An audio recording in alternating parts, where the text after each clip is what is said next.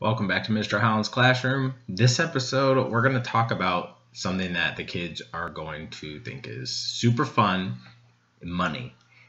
One of the things that is probably the easiest thing that you can find in your house to have your kids play with to talk about stuff in math.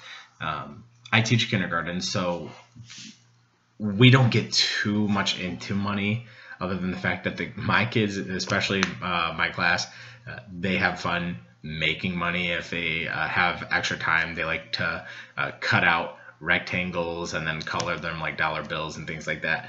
But as far as teaching standards go, we've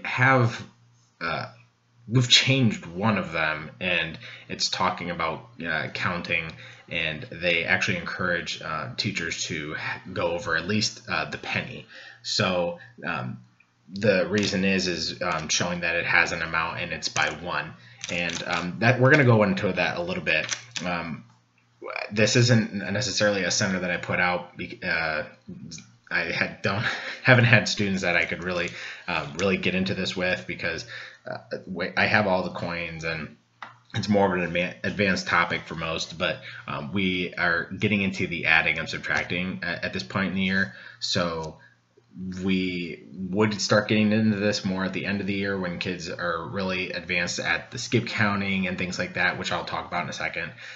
But one of the things I bought a while ago that I got, I think, from Target is this money, this like cards and stuff like that, and it demonstrates and has the kids show and try to identify how much money or how much is something worth. And the cards kind of look like this. On the back, it gives you what the answer is by having them count. And I don't have the dollar bills out now because, again, it's not something that I really touch on in kindergarten. I mostly stick with the pennies, but it can become more. Actually, on 100th day, I've had students who bring in pennies because they know that 100 pennies equals to $1, and that's one thing that I like to kind of introduce them, is saying, yeah, 100 pennies equals $1. And so there's more conversations and stuff like that. But there are some other cards that just focus on the coins, and on the back it's different.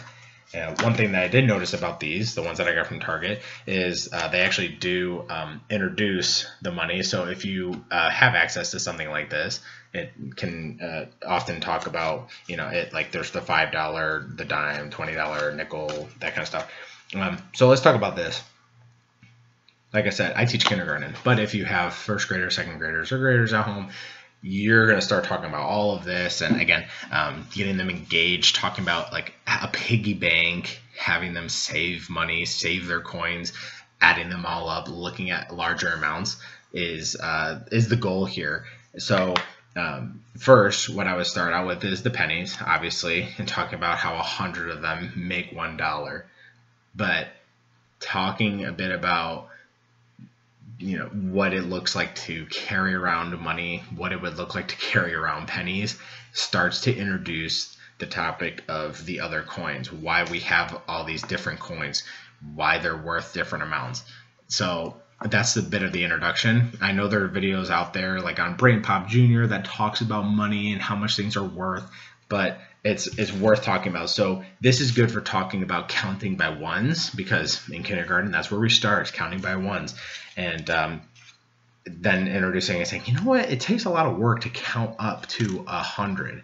And then if you have more pennies, counting all. So how can we talk about these? Well, in kindergarten, we progress from counting by ones to skip counting. I find it easier to skip count by tens because it's a bigger number and it gets quickly up to 100. We talk about 100s day, but introducing the skip counting by twos and skip counting by fives, and then even getting into skip counting by 25 is how you're going to introduce these. So starting with the skip counting by tens, you introduce the dimes and talking about the dimes and how much they're worth, and skip counting and what that looks like, 10, 20, 30, 40, 50, 60, 70, 80, 90, 100. And of course, once we get to 100, what does that look like? $1. So you can compare 100 pennies versus 10 dimes. It'd be easier to carry these around. And then you talk about, well, what about the nickels? So the nickels are counted by five. So And one thing as a child I developed the habit of is when I was counting coins, I would often, when I counted nickels, I would stack them into fives because I just like the fact that they were like quarters, which I will talk about in a second. So, you know, having them skip count, okay, I have all these nickels. Let's see how many we have. 5, 10, 15, 20, 25, 30, 35, 40, 45, 50, 55, 60, 65, 70, 75, 80, 85, 90, 95, and then get to our 100. And again, showing them now which would be easier to carry: 100 pennies, 100 dimes, 100 nickels, you know, talking about the reason. And we'll get into more of why it's, you know, we don't just can't take out one because it's not worth carrying it around. There is a purpose for it. We'll get to in a second. But then, you know, talking about the quarters, and kids like looking at quarters. They're bigger, they're worth more. So, and you know, the more you have, the richer the kids are. So, you know, and just talking about, you know, these are 25s, and we call them quarters just because, you know, a quarter means a fourth, and 4 of them together make $1. And kindergartners they're not into the fractions as much, so you might use that language with your first, second, third, fourth graders even, and talking about you know, 25, 50, 75, 100. That's the skip count. Again, there's videos out there. You might often hear me in my videos, if I'm counting by tens, do a little chant. That was by Jack Hartman in one of his YouTube videos. Shout out to Jack Hartman. But then, you know, you get to, you know, your children and you show them, well, you know, which one would be easier to carry around if you had $1? Would it be the pennies, the nickels, the dimes, or the quarters? And they'll say the quarters. And then you have to explain, well, why don't we just get rid of all these, since, you know, there's just so much change? What, you know, what's the point? And then that's when you start getting into you know, these types of cards that talk about the coins and things like that. It's like, well, the reason why we have coins is because it shows a certain amount. So if I asked you to give me 57 cents, or if I was buying something like candy and they asked for you know, 63 cents, well, I can't get 63 cents just by counting by 25s, and I can't get there just by counting by 10s. So each of these serves its purpose, and that's where the math comes in. That's where adding comes in. So skip counting up to a point. So if we use the 63 cents example, and of course nowadays it seems like candy is worth so much more than it used to, we're going to be showing off, yeah, how do we get up to there? So we can start by, we can count out 63 pennies, but there's a lot of pennies to then carry around. So that's not effective. You can count by fives, but you wouldn't be able to get to 63 by counting out just nickels. Same with the dimes and the quarters. So showing them how we start big, and then once we go past it, we have to think smaller. So 63 cents, well, I can start with the biggest ones and go 25, 50, but if I go to 75, then that's too much. So let me back off of that. So I have 50, so now I can try the dimes. So 50, 60, I can't use another dime because then that goes to 70, so that's too much. Okay, well, if I add a nickel, well, then that'd be 65, and that's still too much. So let me back off of that. So I have 60 here, so I need 61, 62, 63.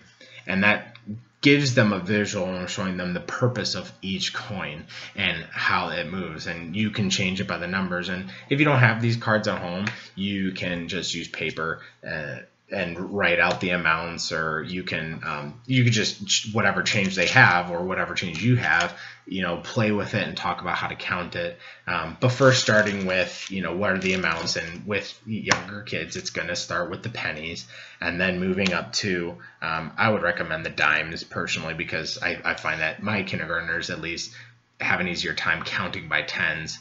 We have, you know, an 100s chart in our classroom, so the kids are going to be familiar with that, and you can even show them, if you happen to have one, or you can find one on the internet, or you can make one yourself. You can show them how the coins sit as skip counting tokens.